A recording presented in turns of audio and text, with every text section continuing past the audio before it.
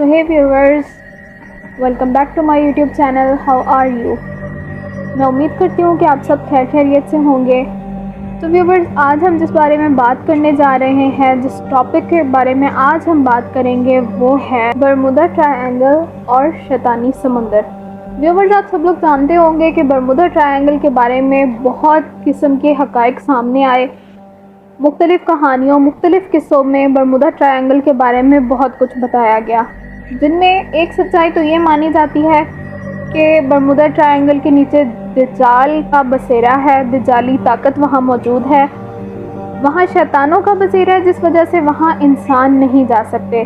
जबकि कुछ हक़ाइक़ ये भी सामने आए हैं कि बरमुदा ट्रायंगल में ऐसा कुछ नहीं है, वहाँ एलियंस का बसेरा है। एलियंस वहाँ इंसानों को जाने ही नहीं देते और वहाँ जाने वाले तमाम इंसानों को ख़त्म कर दिया जाता है, गायब कर दिया जाता है, सफ़ाए हस्ती से उनका नामो निशान मिटा दिया जाता है।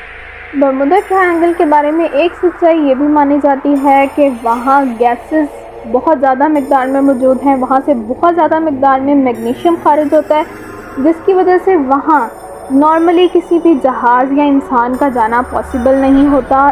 जहाज़ वहाँ तबाह हो जाते हैं। मैग्नीशियम का प्रेशर इतना ज़्यादा क्रिएट होता है कि वहाँ पे जहाज़ तबाह हो जाते हैं और वो जहाज़ के बाकियात हवाओं के साथ बिखर जाते हैं। लेकिन इस बात में ज़्यादा सच्चाई नहीं मानी जाती। जैसा कि हम सब जानते हैं कि इंसान इस वक्त समुद्री दुनिया के हर हक़ाइक़ से जुड़ा हुआ है। इंसान ने समुंदर की तह में जाके समुद्री जानवरों के बारे में बहुत सी मालूमात इकट्ठी की हुई हैं। तो क्या बरमुदा ट्रायंगल की सच्चाई इतनी ही गहरी है कि कोई इंसान अब तक उसके बारे में पता नहीं लगा सका? आज हम डिटेल से बात करते हैं शैतानी समुंदर, बरमुदा ट्रायंगल और एरोप्लेन्स के बारे में। शैतानी समुंदर बरमुदा त्रिकोण भी बोला जाता है और उसको ट्रायंगल भी बोला जाता है। और एरोप्लेन्स एक ऐसा मौजू है जिसमें आप मुख्तलिफ़ अंदाज में सुनते और पढ़ते चले आए हैं। इंसानी किस्सों, खौफनाक दास्तानों, नाकाबिल यकीन वाक़यात, तारीख़ी शहादतों और इन सब को इस तरह से मिला दिया गया कि पढ़ने वाला आज तक किसी नतीजे तक नहीं पहुंच सका। लेकिन व्यूवर्स, आज सबसे पहले हम बात करेंगे मुस्लिम नज़रिए के हिसाब से कि हम एज ए मुसलमान होने के नाते हम बरमुदा ट्रायंगल को किस नज़र से देखते हैं। मुसलमान आखिर किस नतीजे पे पहुंचते हैं कि बरमुदा ट्रायंगल असल में है क्या। एक मुसलमान इस मसले को किस रोशनी में देखना चाहेगा और एक मुसलमान इस अफसाने से या इस हकीकत से क्या सबक हासिल करता है। क्या हकीकत में पानी के अंदर आज तक कुछ ऐसा, पानी के अंदर दज्जाल वाक़या है, या पानी के अंदर ऐसा क्या है जो हज़ारों अफराद को निकल गया, सैकड़ों जहाज़ गायब हो गए जिनका आज तक कुछ पता नहीं चला? क्या इब्लीस के साथ इसका कोई ताल्लुक़ है? क्या दज्जाल इस इलाके में मौजूद है? कमेंट में अपनी राय का इजहार ज़रूर कीजिएगा कि आप लोगों को बरमुदा ट्रायंगल की सच्चाई आखिर क्या समझ आती है। बड़े बड़े जहाज़ों का पुरसकून समंदर में बग़ैर किसी खराबी या हादसे के अचानक गायब हो जाना, मुसाफिरों का अगवा हो जाना और फिर जहाज़ या मुसाफिरों का कुछ पता न चलना, फ़िज़ा में उड़ते हुए जहाज़ों का देखते ही देखते गुम हो जाना, ये सब ऐसे वाक़यात थे जिनकी तशरीह आज तक दिल को मुतमईन नहीं कर सकी। इनका गायब होना इस कदर तेज़ होता है कि तैयारों के पायलट, जहाज़ों के कप्तान इमरजेंसी पैगाम भेजने की भी मोहलत नहीं हासिल कर सकते। इससे भी ज़्यादा हैरत की बात तो ये है कि गायब होने वाले जहाज़ और मुसाफिर कभी भी कोई नामो निशान नहीं मिलता।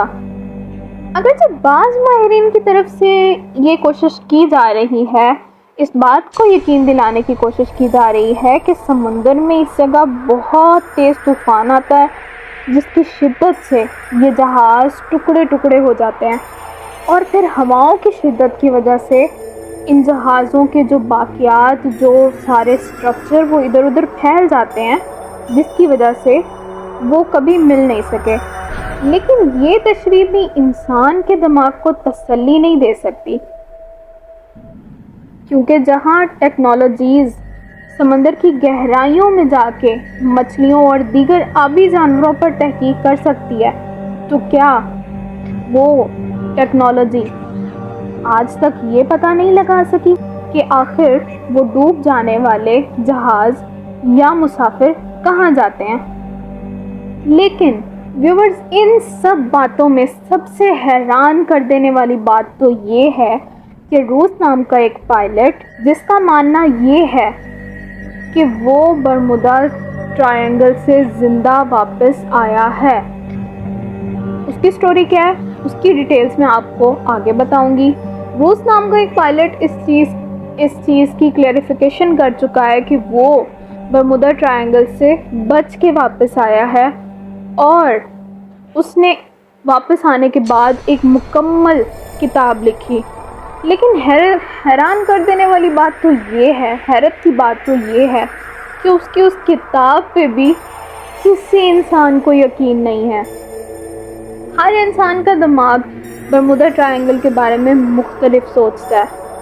کسی کو وہاں شیطان نظر آتے ہیں، کسی کو وہاں ایلین نظر آتے ہیں، کسی کو وہاں گیسز نظر آتی ہیں اور کسی کو طوفان۔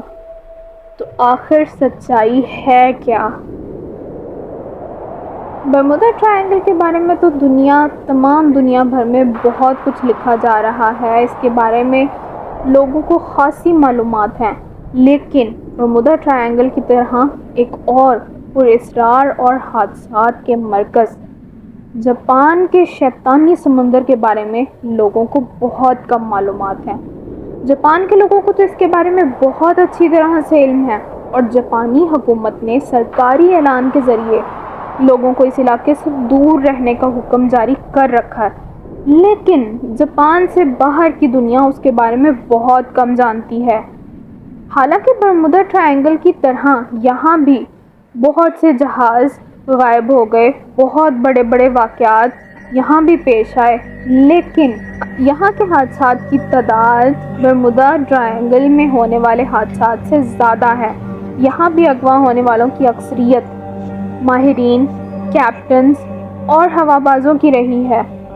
بلکہ زیادہ خطرناک اور زیادہ ڈرا دینے والی بات تو یہ ہے کہ جہازوں کے ساتھ ساتھ ایسی سبمرینز بھی یہاں سے غائب ہوئیں جن میں خطرناک ایٹمی مواد موجود تھا۔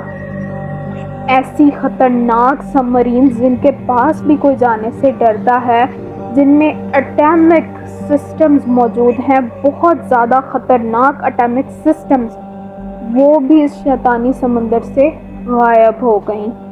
لیکن دنیا اس سمندر سے زیادہ، اس سمندر کے بارے میں بہت کم جانتے ہیں۔ اس سمندر سے زیادہ تو برمودا ٹرائنگل کے بارے میں جانتے ہیں۔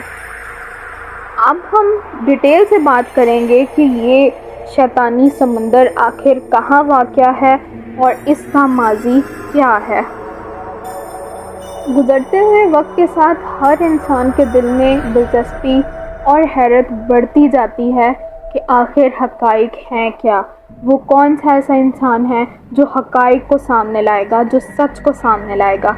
اس وقت ہم بات کرتے ہیں شیطانی سمندر کے بارے میں۔ تو یہ شیطانی سمندر، یہ علاقہ بحر الکاہل میں جاپان اور فلپائن کے علاقے میں موجود ہے۔ روس نامی وہ پائلٹ جس نے یہ دعویٰ کیا ہے کہ وہ برمودا ٹرائنگل سے گزر کے زندہ واپس بچ کے آیا ہے، وہ بھی فلپائن کا ہی پائلٹ تھا۔ شیطانی سمندر میں بننے والا یہ ٹرائنگل جاپان کے ساحلی شہر یوکوہاما سے فلپائن کے جزیرہ گوام، اور گوام سے پھر جاپان کے جزیرہ ماریانا تک، اور ماریانا سے پھر یوکوہاما تک بنتی ہے۔ یعنی ان تین جزیروں کو ملا کے یہ ایک ٹرائنگل بنتی ہے۔ ماریانا جزیرہ پر دوسری جنگ عظیم میں امریکہ نے قبضہ کر لیا تھا۔ اس سمندر کو جاپانی لوگ مانویومی کہتے ہیں۔ مانویومی کا مطلب شیطانی سمندر۔ برمودا ٹرائنگل اور شیطانی سمندر پر تحقیق کرنے والوں میں سے ایک بہت بڑا نام چارلس کا ہے، جس نے اپنی کتاب دی ڈریگن ٹرائنگل میں لکھا ہے کہ 1952 سے 1954 تک جاپان نے اپنے 5 بڑے فوجی جہاز اس علاقے میں کھوئے، جن میں ہیومنز کی افراد کی تعداد 700 سے زیادہ تھی۔ اس راز کو جاننے کے لیے جاپانی حکومت نے ایک جہاز پر 100 سے زائد سائنسدانوں کو سوار کیا۔ شیطانی سمندر کا راز حل کرنے جانے والے خود ایک راز بن کے رہ گئے۔ اس کے بعد جاپان نے اس علاقے کو خطرناک علاقہ قرار دے دیا اور کسی کا بھی یہاں جانا منع کر دیا۔ دوسری جنگ عظیم کے دوران بحری لڑائی میں جاپان کو اپنے 5 طیارے بہت بڑے جنگی جہازوں سے ہاتھ دھونا پڑا۔ اس کے علاوہ 340 جہاز، 10 جنگی جہاز، 10 جنگی کشتیاں اور سب مرینز، اس کے علاوہ 400 خودکش طیارے بھی اس ٹرائنگل کے علاقے میں تباہ ہو گئے۔ جنگ کے دوران اس نقصان کے بارے میں کہہ سکتے تھے کہ یہ سب دشمنوں کی جانب سے کیا گیا، لیکن اس بحری دستے کے بارے میں کیا تشریح دی جائے گی جو اس علاقے میں بغیر کسی حادثے کے غائب ہو گئے۔ حالانکہ ابھی تک وہاں امریکی اور برطانوی جہاز پہنچے بھی نہیں تھے۔ کم از کم ماہرین کی رائے تو یہی ہے کہ یہ سب دشمنوں کی طرف سے نہیں کیا گیا، کوئی ایسی قوت اس ٹرائنگل میں ضرور موجود ہے جو اتنی بڑی تباہی کا باعث بنا۔ اب تک کی اس ویڈیو کے ساتھ تمام لوگوں میں بہت دلچسپی پیدا ہوئی ہوگی۔ بہت سے لوگ جاننا چاہتے ہوں گے کہ آخر یہ سچ ہے کیا۔ تو سچ کو جاننے کے لیے ہمارے ساتھ جڑے رہیے اور انتظار کیجیے ہماری آنے والی ویڈیو کا، جس میں ہم تمام حقائق کو کھول کے آپ کے سامنے پیش کریں گے۔ ویڈیو پسند آئی ہو تو اس کو ضرور لائک کریں، کمنٹ میں اپنی رائے کا اظہار کریں اور مزید دلچسپ ویڈیوز دیکھنے کے لیے ہمارے چینل کو سبسکرائب کر کے بیل آئیکن پریس کرنا بالکل مت بھولیں۔ ملتے ہیں ایک اور نئی ویڈیو کے ساتھ، ایک اور انفارمیشن کے ساتھ۔ آپ سب کے کوسچنز، آپ سب کے ڈاؤٹس ضرور کلیئر کیے جائیں گے۔ تب تک کے لیے اسٹے ٹیون، خیال رکھیے اپنا، اپنے پیاروں کا۔ ویڈیو کو ضرور لائک کیجیے اور اللہ حافظ۔